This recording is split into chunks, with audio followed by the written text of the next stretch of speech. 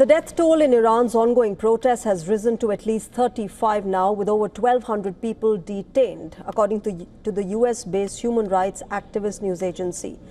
The protests, which have been ongoing for over a week now, show no signs of stopping. The agency reported that the casualties include 29 protesters, 4 children, and 2 members of the security forces, and that the protests have spread to more than 250 locations across 27 provinces.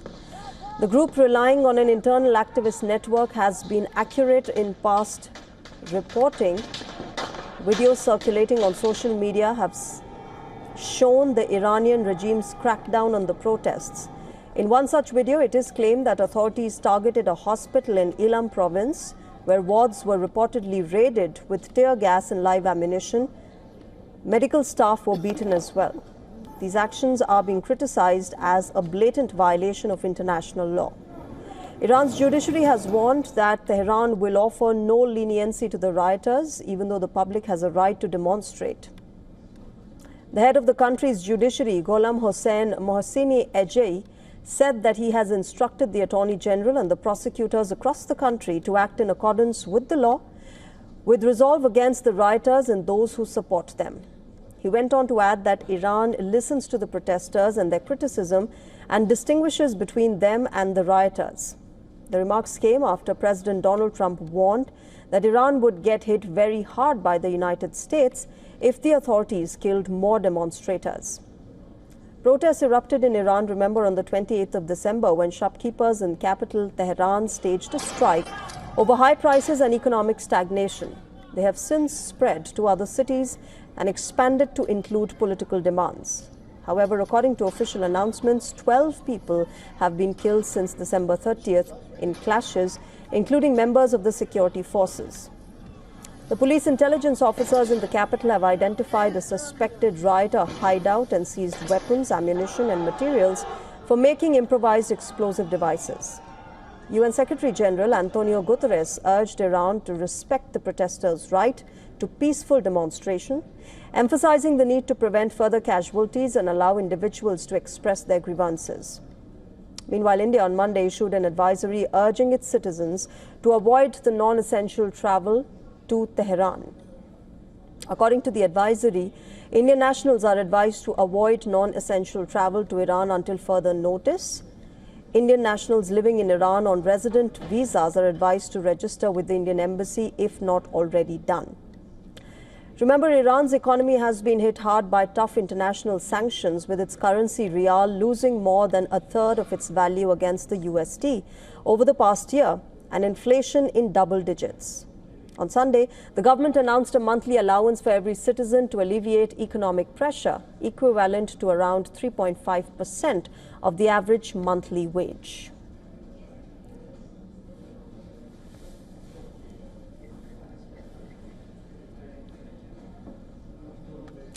And joining me live on the broadcast is Burzin Wagmar. He's joining us from London. He's affiliated with the Centre for Iranian Studies at the University of London School of Oriental and African Studies, or the SOAS. Burzin, welcome to WION. I want to start by asking you what you make of this latest cash handout that Tehran has decided for its citizens.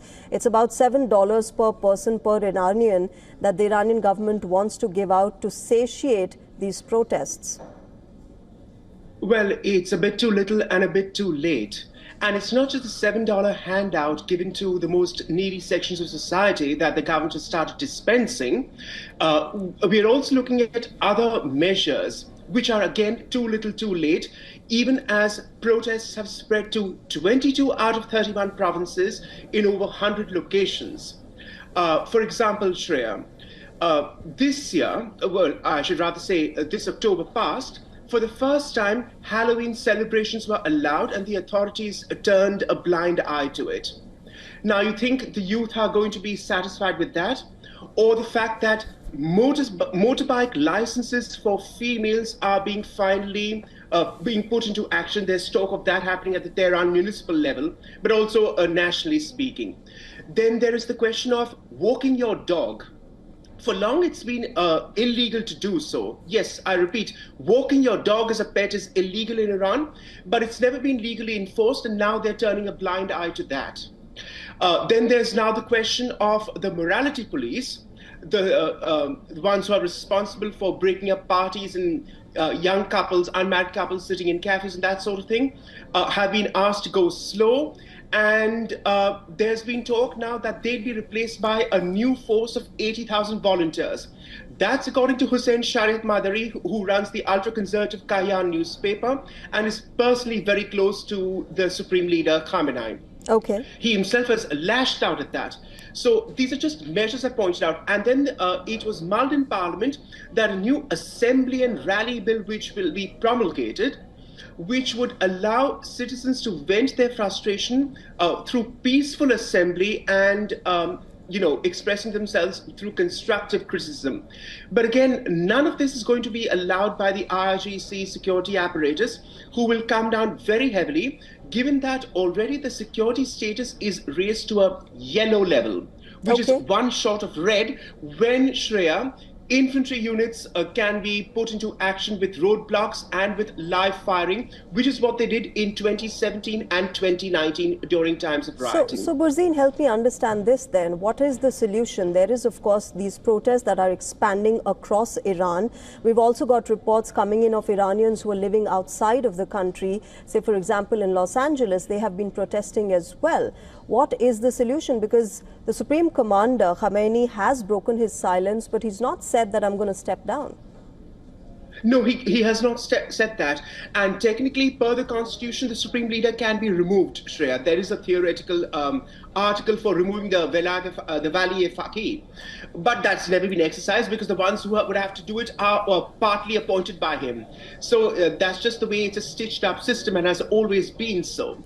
But even putting that aside, there has been report, as in yesterday's Times here in London, that there are plans in place for a so-called Plan B, that if things completely spiral out of hand, and if the security forces, the conventional security forces, not the IRGC, who was regime loyalists, who refuse to fire on the protesters and take harsh repressive actions, then Khamenei might boot it to Moscow with 20 close aides.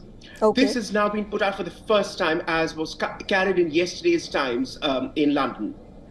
But just to shift gears, Shreya, on that, as I see it, and I think should be plain to everyone to see, you're not exactly a winner if you are within the Russian sphere of influence. Look what happened to Syria or to Venezuela. And China, for that matter, never mind Putin, is not going to do anything substantial to save this regime, if it were to come to that. Okay, Burzeen, but you mentioned if you're in the Russian hemisphere, are countries safe and in prosperity if they're under the American hemisphere, the likes of Libya and Iraq? Not necessarily that's true, but my point is, at this point in time, currently speaking, if you're within the Russian sphere of influence and are banking on as a client state of Putin or Xi Jinping, you can be sure that they will not necessarily actively go out of their way to save a regime. That should be plainly evident. And Shreya, it's poetic justice, if you think about it, because till today, Hezbollah is cursing under their breath that Tehran never came to its rescue during the war with Israel last year. Tehran couldn't do anything to save Hezbollah. Putin and Xi Jinping aren't able to do anything to save Tehran. I think the writing is pretty clear on the wall in that sense.